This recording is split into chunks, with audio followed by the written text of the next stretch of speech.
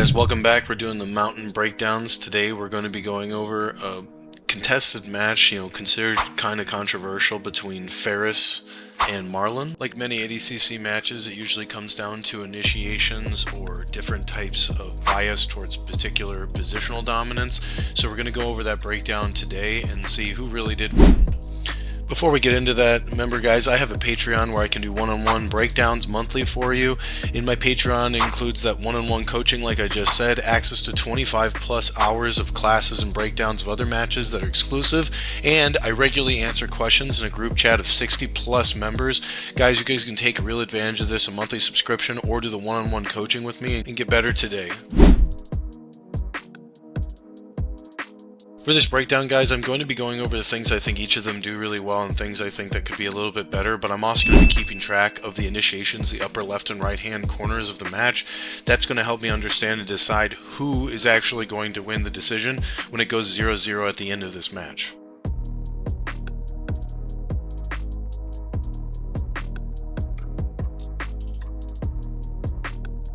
I want you guys to understand that what you just saw is not going to be an initiation, and although Faris does react and it does look like Marlon actually went in for some sort of an attack, that's not going to qualify because there was no real threat of danger. If maybe he had gotten in on the single leg, then he would have had something for initiation, so keep that in mind going forward.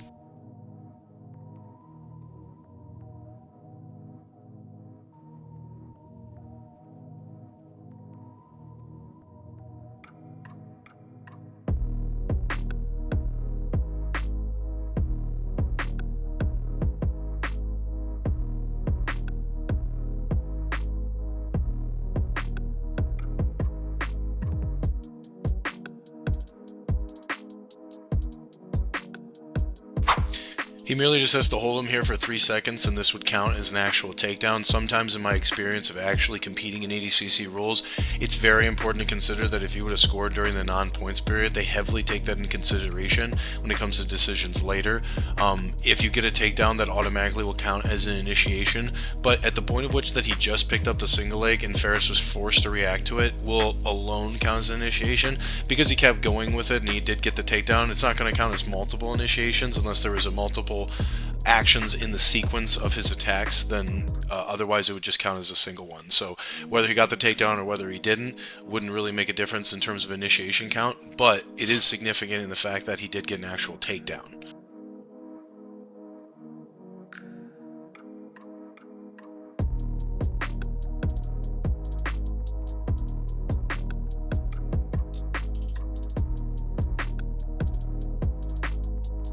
So at the point of which that he went to pick up the second single leg, that would be considered a second initiation on his part. Faris does a really good job of throwing an overhook as he builds height, and so he does make it so that he can't completely take him down quite yet. But his reaction of doing an overhook, maybe possibly an Uchimata, assuming that if it was in continuation with the single leg, it really wouldn't be considered initiation. Now that they're static, Faris does line himself up to possibly get initiation if he can start throwing him off, balancing and possibly putting him on his hips. So something to keep in mind going forward.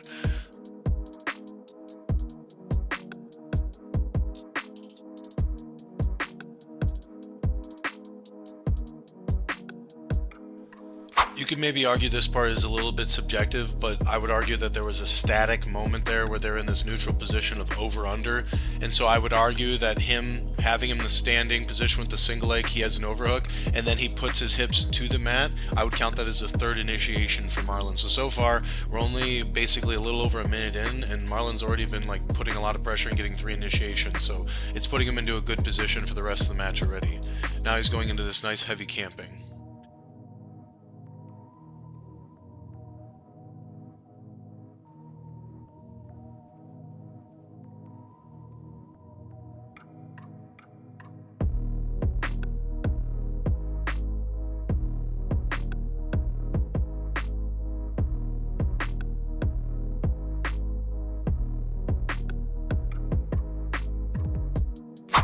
Faris does a beautiful job using a Shin and Shin entrance into sort of a Kanebisame into the cross Ashi double trouble. It's textbook Like the way he did it, he just goes in there very, very smooth, and you can see here he has a good double trouble. I would definitely count this as an initiation on the part of Faris, but it was one continuous motion. It was not separate motions to get him into the position, but he did a very, very good job getting Marlon's weight on his hands, and therefore allowing him to easily elevate and then lock into this double trouble leg position. So he did a very, very good job here.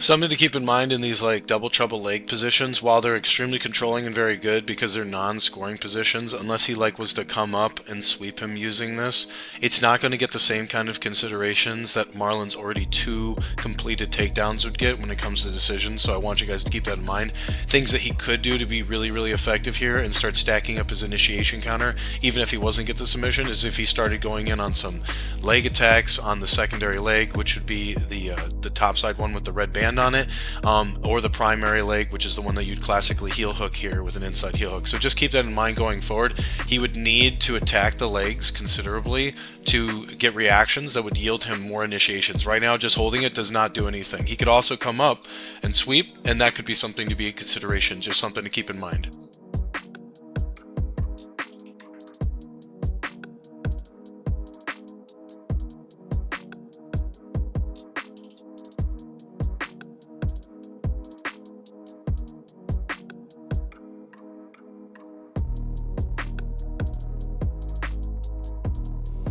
I really like that Faris is upgrading his leg position right here into the figure four lock, which we would call a shoelace ashi.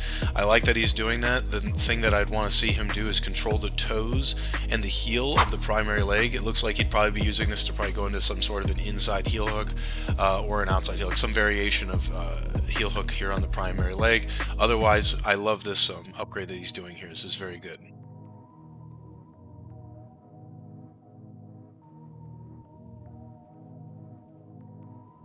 I love the way that Marlon got out of this and defended it.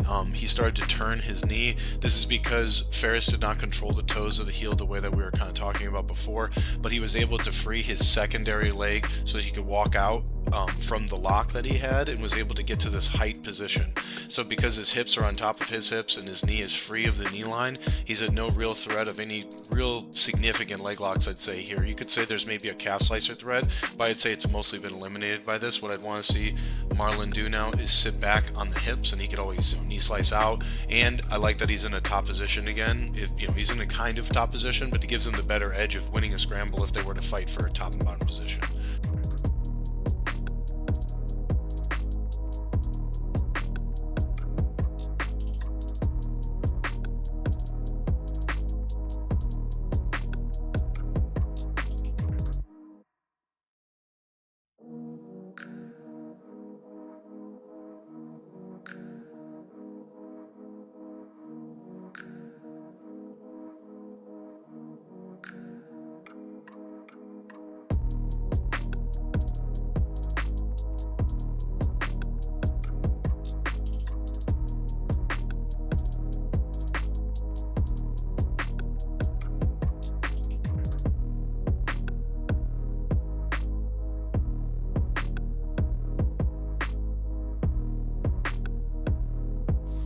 Right now, I like what Marlon's doing. I feel like he's being more proactive than Faris is currently. He's attempting to use camping methods to try to fatigue the top frames of Faris here with his arms and his legs, but it's mostly using body weight. The reason why I really like this is because there's a considerable amount of time left, 4.5 minutes. If it doesn't go into overtime, he doesn't know that yet. It will, but at least in that thought process, he can go into this knowing that there's still a bit of time left. This is a good ability to create energy discrepancies between him and his opponent. As a top player, you should always be thinking, how can I get my opponent more tired so that I can pass and score them?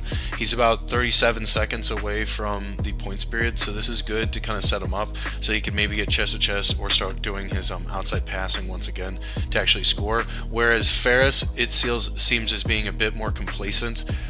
If I was Faris, I'd want to be seeing him kind of like extending his legs to try to get him off, maybe wrestling up, trying to get him back in that leg entanglement. He did a great job there, but it seemed like a lot of his leg entanglement was contingent on him kind of coming into him with his weight. So it might be hard for him to get into that sort of Kanebusame again, especially after he got caught in it the first time.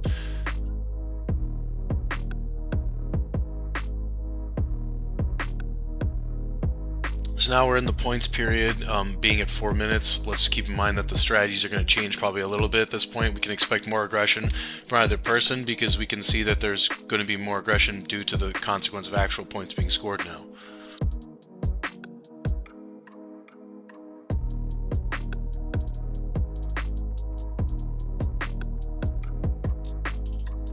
This is something I've seen Marlon do repeatedly against his opponents whenever they go into like a half butterfly. He's very good at using that forward pressure he has with his head over the shoulders to make it so that his legs are essentially more weightless, and because of the half butterfly in the center, he can leap all the way to the far side and sort of get this pseudo like leg drag or finishing Toriano position. It's very, very frustrating if the knees are pointed opposite of him. So if you're Faris in this position, it's going to have to, he's going to have to yield a very strong reaction, try to re-guard. It's both fatiguing, but this also could potentially give another initiation if he gets a little closer.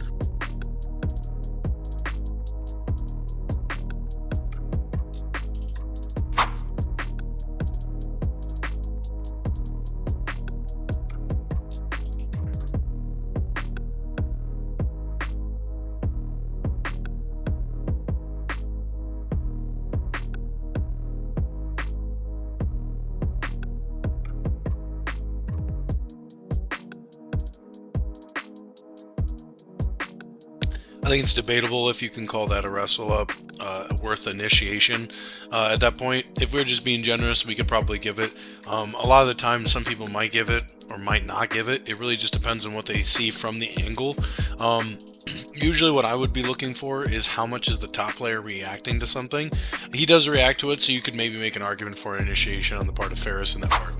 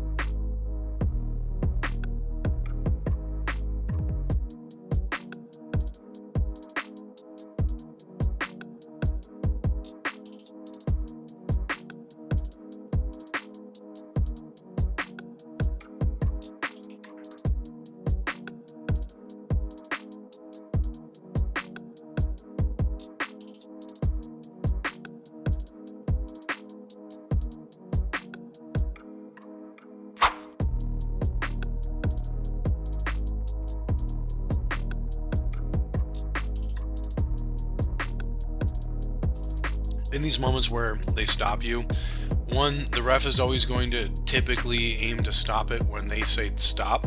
So it doesn't matter if he was like brought to the ground, or it doesn't matter if he was standing or whatever at the end of it. It's wherever they say stop is usually where they're going to end it, with some degree of maybe deviation that might happen off of that. But it's generally going to be the most controlled position they could have stopped it at. Their job as refs is to try to stop you in a controlled position, whether it be from a dominant position one way or the other, or a neutral position. It gets kind of annoying because some people will intentionally go into the crowd either to get control or to break away and get them to stop easily, because the spirit of ADCC is that they stop you, or they don't use the boundaries to their advantage. But unfortunately, what I've noticed in my experience is people will use the crowd as a part of it, as a tactic in that way. So they will use it because it's one of the only places where there is a boundary. Even though like 80% of this mat continues on, they will still choose to go right into the ref's table, which is ironic enough. When you're in this position, one of the best things you can do is just really be adamant about where your position is before they even separate you.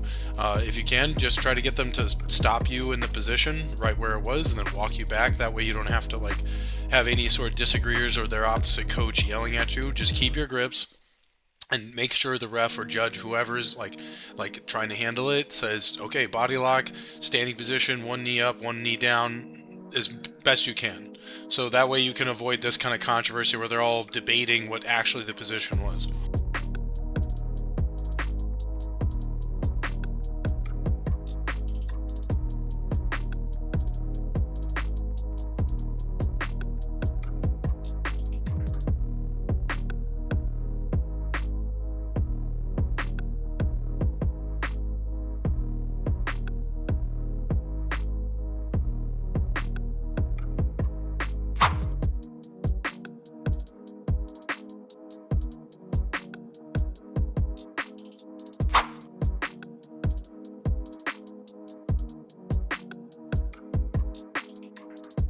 So at this point, they're going into overtime. While it might seem like 5 to 6 initiations is like pretty close, I would still say that if you just had to make the decision right now, Marlon's the only one that's actually completed anything that would be worth a score. He got 2 takedowns in the no points period, and they put him in half guard both times. So if it was during the points period, they would consider those heavily when actually going to this.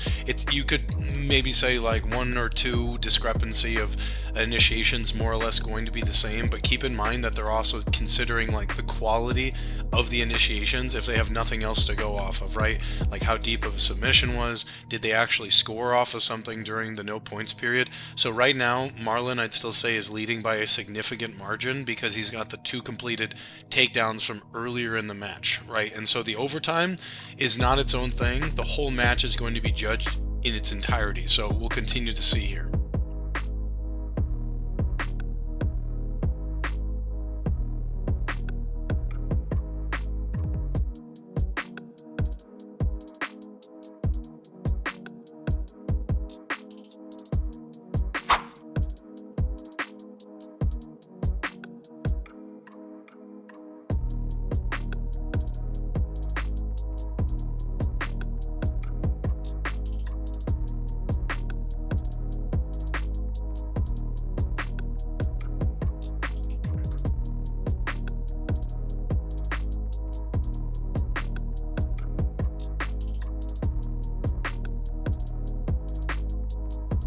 I do think at this point, one thing to keep in mind is I think they should be calling more action calls or warnings on Faris, because it's been almost a minute and a half into this, and Marlon's been the only one that's actually really been initiating in terms of doing a shot. I definitely think that just by you even trying to go for a shot or reaching for the legs or something is going to show some aspect where you're pushing the action.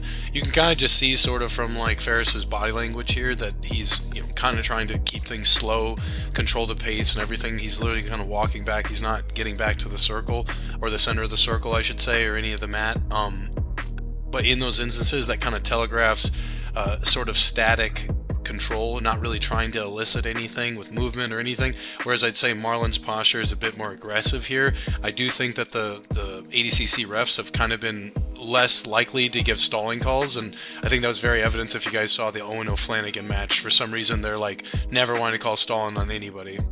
Like what Marlon just did, I wouldn't consider initiation, but it's definitely depicting some sort of aggression. I don't think merely walking someone out of bounds or anything should be considered you actually trying to do something. It seems like Faris is playing a more passive game right now, where Marlon, at least so far in this first half of the overtime, is the only one that's like actually pushing anything. So I would have liked to see some very aggressive stalling calls on Faris at this point. So, he has had action earlier, but right now it looks like he's mostly waiting for Marlon to take like a bad shot or something like that, is my read of the situation.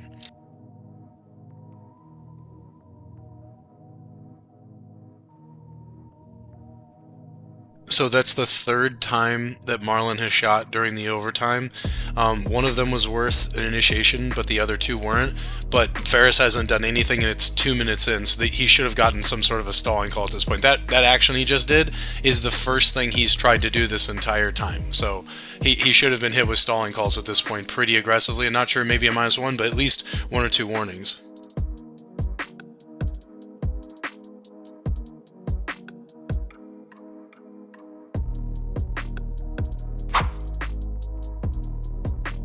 That was his fourth shot, and that was definitely worth an initiation with the almost double leg that he's going to get. Didn't put him on a butt, but it definitely made Faris have a big reaction to that. It was a real threat he had to address.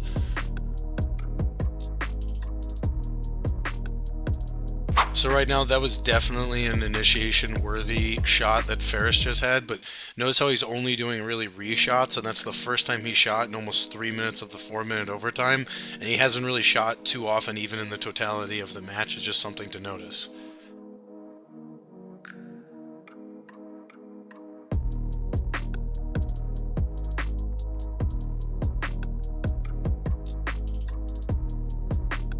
Well, Faris just did do a shot. It didn't really make any real contact with him, eliciting a real defensive response. I would say that should negate him from getting called for stalling, but it would not yield an initiation.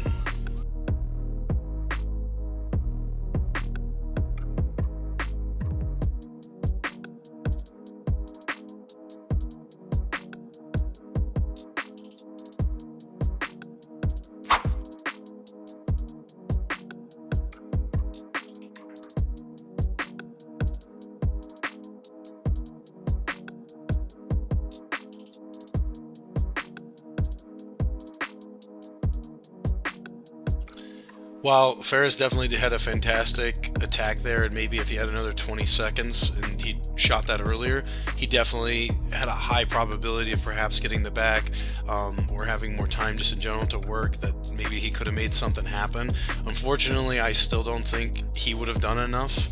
I know it seems 7-8 is close, but you have to remember Marlon actually completed 2 takedowns in the non-points period, and that's really going to factor in the decision. Maybe you could always say that there's some, deviation between 1 or 2 initiations, but this is why the totality of the match is what you need to watch, not just the overtime. You could maybe say Faris brought it back in the overtime to make it more even. But don't forget what had happened literally just 10 minutes earlier when Marlon literally got 2 takedowns.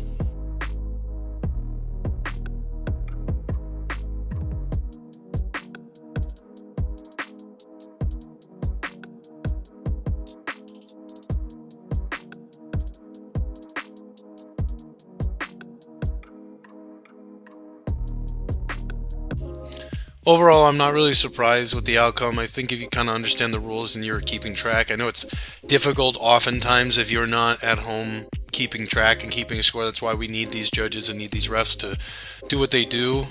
It would seem like, oh my gosh, he really brought it back in the OT, which he did. He definitely evened it up. But the problem is that he literally gave up 2 takedowns in the no points period, and a lot of people like to think that time doesn't count. It's just free period, you can do whatever you want, but those things really come into play when you have this close of a decision. I definitely think both gentlemen did an extremely good job. They showed a lot of tactic and skill. I would like to see them go, fight again. I think that they would be a very entertaining match. I don't personally know either of these guys super well. I've had good, conversations with both of them, but, like I said, I don't really have a bias towards either one, but I think that the call to give Marlon the win is a very fair call. So maybe you guys disagree with me. Let me know in the comments. If you like the video and you want me to keep doing these, I plan on doing these more often.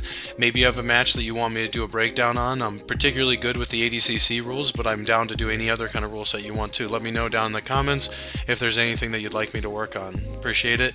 And if guys, if you like these kinds of breakdowns, I did an even longer breakdown on Marlon's whole run at ADCC on my Patreon, so feel free to sign up.